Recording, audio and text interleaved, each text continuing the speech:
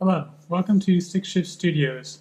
Today I'll be doing an overview of Hot Wheels cars from 1969 through 1979.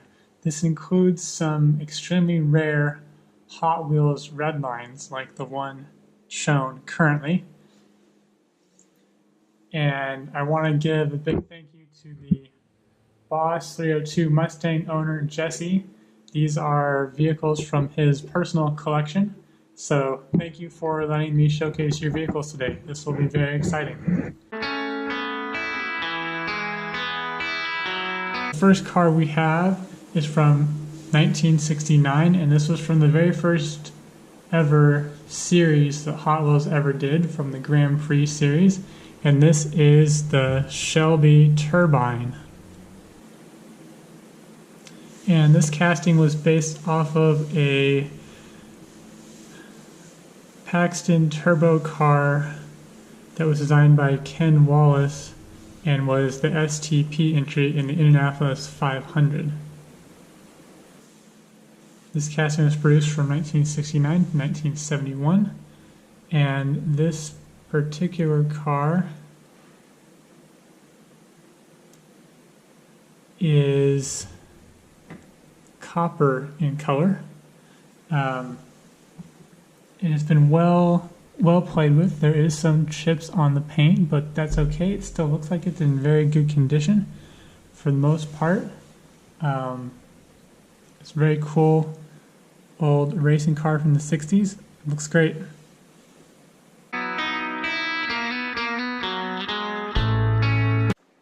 Next up, for 1971, we have one Redline, which is called Boss Haas and is based off of a Ford Mustang Boss 302. This Hot Wheels car came in two different versions. The first version had a body-colored roof, and the second version, which is the version you see here, had a black roof. And the black roof version came in 6 different colors: Spectraflame Aqua, Spectraflame Olive, Spectraflame Green, Spectraflame Red, Spectraflame Purple, and Spectraflame Dark Brown. Now, this is a very used example. I think it's olive in color and not green. And it features a number 7 tampo on the side with a white circle and red and black font. And interestingly, this car appears to come with no hood, so the engine is just laid right out there. So very cool to see another Redline. It is in need of a possible restoration, but I don't know if it's worth to make it a restoration or just to keep original. I would probably keep it original if it was me. Very cool piece. Boss 302 is a very awesome car, and it's pretty cool that a Boss 302 owner owns an original 1971 Hot Wheels Boss 302. So that's pretty awesome.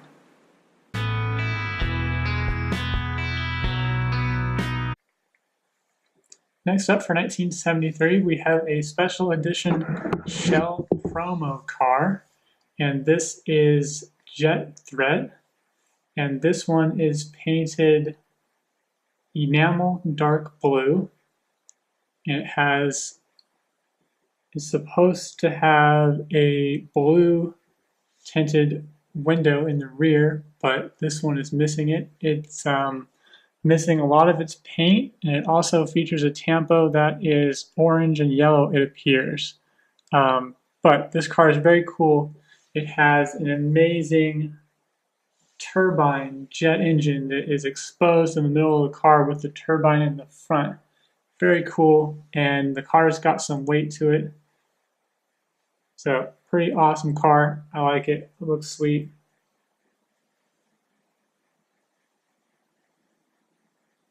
And this was designed by Larry Wood and was produced in 1971 and 1973 only.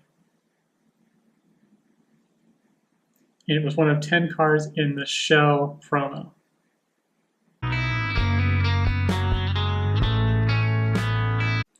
Next up, from the 1975 Flying Colors series, we have the Ramblin' Wrecker, and this was designed by Larry Wood, and it's a tow truck, but the tow truck mechanism that is blue like the inside of the bed is sadly missing.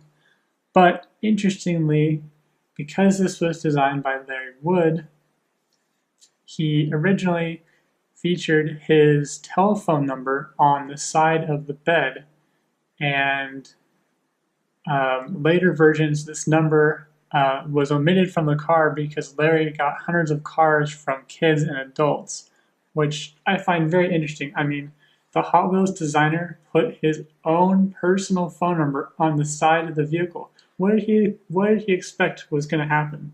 That people weren't going to call it? I mean, wouldn't you just put a fake number? So very interesting little tidbit trivia there.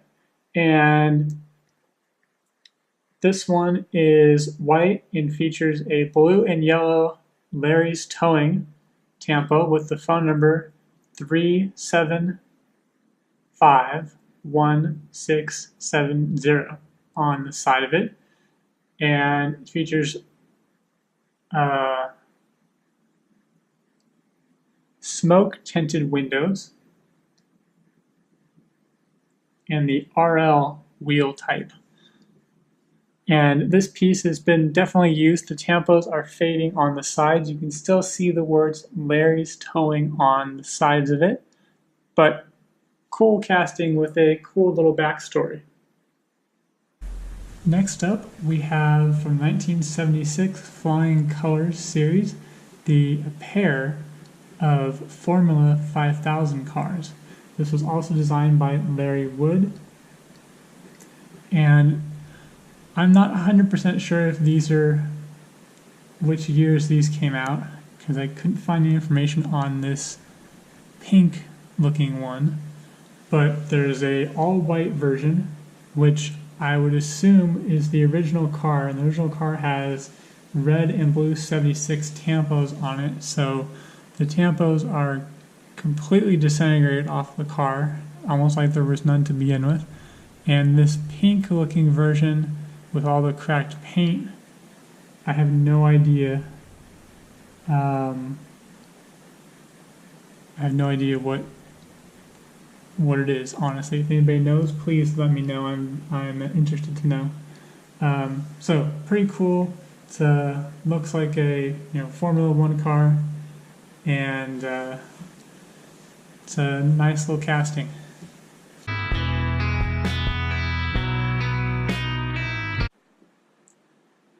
Next up, from 1977, is Odd Rod, and this was designed by Larry Wood. This casting came in two different versions. The first version had Redlines, the second version did not.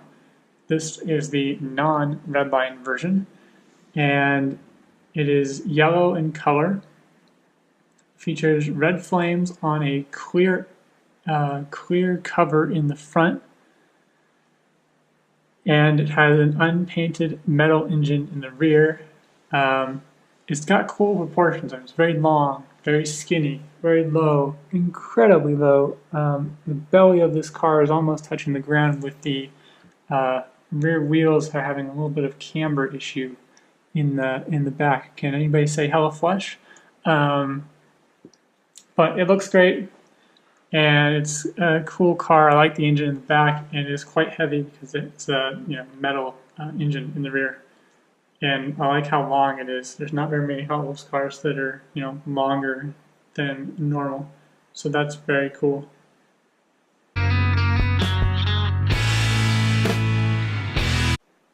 Next up is the 1978 Corvette Fever.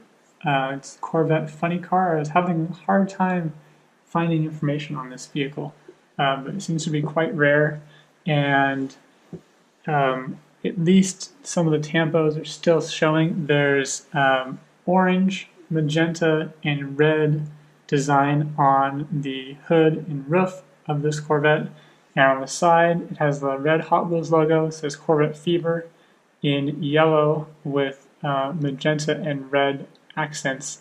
And it definitely looks like a 78 C3 in the rear and in the front as well. Has louvered rear window, which is very cool. Looks nice and white, and it's got some weight to it. So it looks good. And no Jag car would be complete without the opening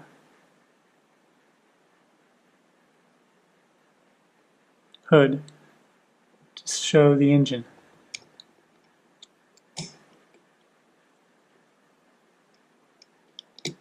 So, very nice piece. Looks great. 1978 model line is the Hot Bird, and this is based off of the 1978 Pontiac Firebird. This is from the Flying Colors line, and it is black and features gold rims, which is very unique, and also features a yellow flying chicken on the hood, which is very period correct. And I can imagine when this car came out that this was one of the hot cars, because I mean it was a very desirable car when it came out new, the Pontiac Firebird. Interestingly, all the hood bird tampos of the original Hot Bird have the head facing to the driver's side of the car. The collector number 469 hood birds are the only ones that face the passenger side. Well, that's an interesting little tidbit. Features a tan interior.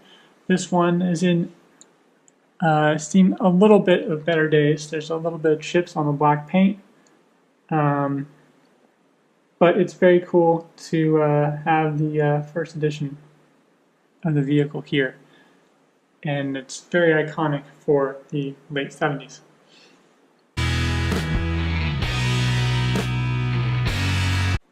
We have Letter Getter, and this is a U.S. mail truck. It features opening doors in the rear. It is painted white and has blue and red tampos on the side with the U.S. mail logo, the U.S. postal logo, I should say, on the side. The U.S. mail truck was introduced as a letter getter in the Flying Colors basic line of 1977. At first, it was only available in the Truck and Machine 6-pack with red sidewalls or Redlines and a metal base. Later, in 1977, it was released in a single blister pack but only had basic wheels or black walls with a metal base. In 78, the base was changed to black plastic. This casting's name was changed to Combat Medic in 1986. Next up is a very popular casting. I know a lot of people are like this truck a lot. It doesn't do much for me. It's a truck to me. But this is the Byway Man, and it's based on a 1973 Chevrolet Silverado CK20 pickup. It was designed by Larry Wood and was produced from 1979 to 2003. That's quite a long run for this truck. So this is the very first edition that they made, and it's got light blue metallic paint, and the tampo is white, red, and yellow, and it has an eagle on the side of it. Looks very cool. I mean, it is very nice. It definitely has that late 70s truck look to it. So it looks very nice, and this car is actually in really good condition. There really is just maybe a couple small chips on the very top of the bed, but other than that, it's in excellent shape. Looks great. I love this blue metallic paint. It really does shine nicely.